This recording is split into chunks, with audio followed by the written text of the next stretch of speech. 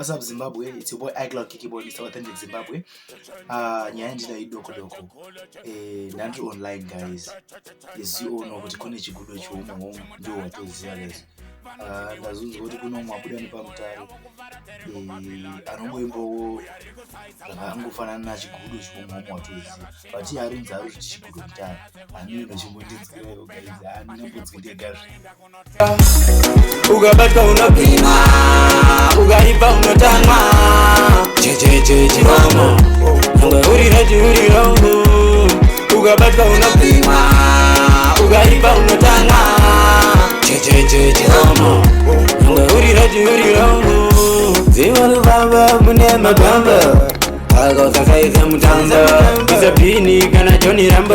Chingodiva kubeza mutango. Toropito, Chihomu. Very good mzazeze, kwenda zimabutu ngojoze.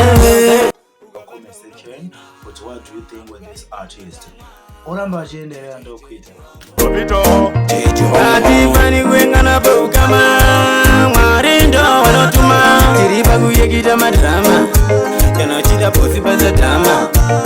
Atifani kwengana paukama, mwarindo wanotuma. Tiripa kuyekita madrama, yanochita posi paza drama. Tongoramba ndichilauta, tongoramba ndichipauta. Weukama kanifrauta, riti mrunoli kaita. Pura kwechingwa musamba pangwe panota pauta. Muridziyo nyaya notinywa, osamano haindwa. Imane Gulo, hum. I mean, let's through them. That's all got about the rhythm, go take them. iCloud Kiki boy, ndiringiro ziya mutumwa.